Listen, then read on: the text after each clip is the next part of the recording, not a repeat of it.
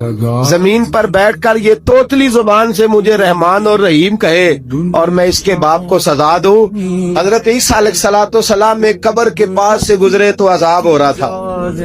چند گھنٹوں کے بعد گزرے تو وہیں رحمتوں کا نزول ہو رہا تھا۔ حضرت عیسیٰ عرض کرنے لگے مولا میری مجال نہیں میں پوچھوں، چند گھنٹے پہلے یہاں عذاب تھا، اب یہیں کرم ہو رہا ہے۔ اللہ اب اس نے کوئی نیک عمل کیا تو ہے نہیں، قبر میں تو عمل ختم ہو جاتا ہے، کتنا کرم کیسے؟ تو رب کریم نے فرمایا وہ سا بندہ بڑا گناہگار تھا، پاپی تھا، سزا کا حقدار تھا، پر جب انتقال اس کا ہوا تو بیوی اس سے پہلے حاملہ تھی، اس کے انتقال کے 2-4 مہینے بعد بچہ پیدا ہوا، پھر اس بی بی نے بچہ پالا، آج 4.5 سال کا بچہ مکتب گیا ہے، استاد نے بسم اللہ شریف پڑھا، اس کے بچے نے توتلی زبان پہ کہا بسم اللہ الرحمن الرحیم، تو مجھے حیا آئی ہے کہ اس بیچارے کو بھی لفظ نہیں ادا کرنے آتے،